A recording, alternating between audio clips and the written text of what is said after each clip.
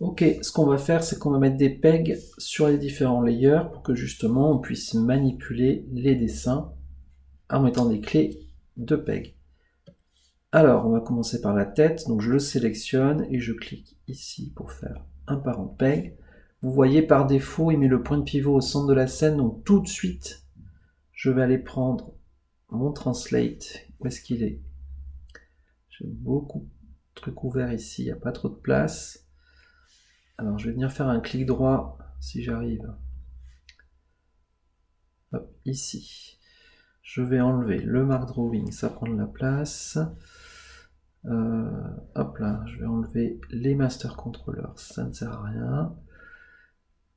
Qu'est-ce que je pourrais enlever? Les art layers, on va plutôt les mettre ici. Art layer, voilà, très bien. Et je vais ajouter du coup ce qu'on appelle Advanced Animation. Voilà, c'est ces trucs-là. On va le mettre. Ah, on va le mettre, s'il te plaît.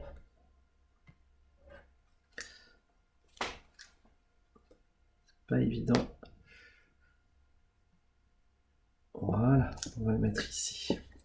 Donc tout de suite, quand vous avez créé votre peg, vous mettez dessus, vous prenez l'outil ici Translate, vous mettez bien sur le point bleu, hein, il y a une petite lettre P qui apparaît à côté du curseur, et vous venez mettre du coup le point de pivot là où ça vous arrange, donc on va dire plutôt par là. Hop, et on va faire ça pour chaque partie. Donc je clique là, parent peg, je prends le peg, j'ai toujours l'outil Translate. On va le mettre par ici, l'épaule. Parent peg. Hop là. Forearm, ici. Ensuite, on a la main. Parent peg. Hop. Par ici. Le torso. Hop. Parent peg. On va le mettre par là. Qu'est-ce que j'ai d'autre? La jambe. Parent peg. Hop. Par ici, la cuisse.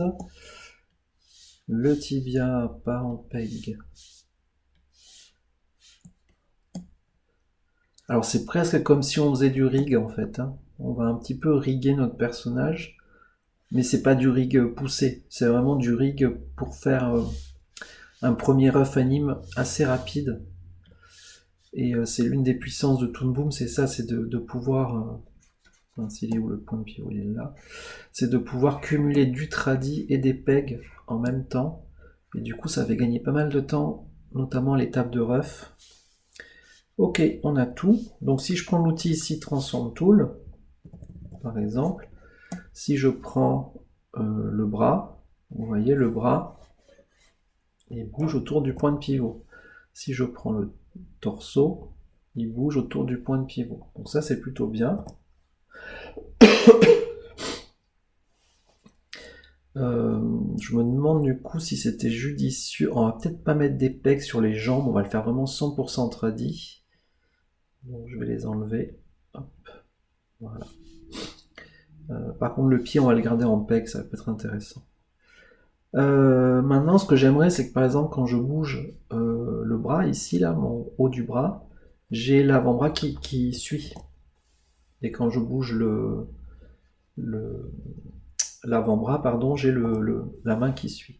Comment je fais? Tout simplement, je vais faire plier comme ça là, le peg de la main. Je vais prendre comme ça toute la structure peg plus drawing et je le drag and drop sur le peg de mon avant-bras. Et là, vous voyez, il est à l'intérieur. Et donc, quand je prendrai l'avant-bras, ça prendra aussi la main. Et bien sûr, la main a son propre peg. Voilà. On va faire une petite marionnette, en fait. Idem, du coup, je vais plier comme ça le forearm, hein, qui contient et le peg de la main, et le dessin de la main, et le dessin du forearm. Je le ferme comme ça, et je le drag and drop sur le bras. Du coup, maintenant, le bras ici contrôle tout.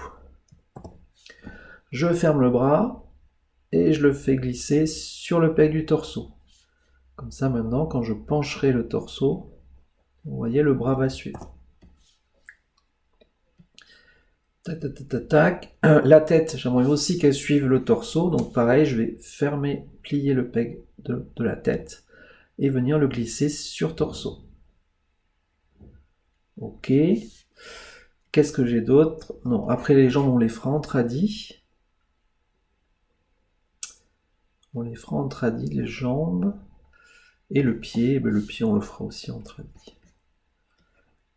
Ok, bon, ça nous suffit là pour bien tout préparer. Ce que je vais juste faire, c'est créer un layer pour le sol.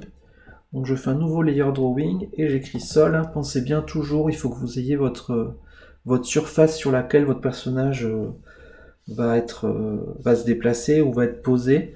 Donc les lignes de sol, les grilles de perspective, hyper important. On va peut-être le faire d'une autre couleur. Est-ce que j'ai des couleurs ici? Allez, on va faire en bleu.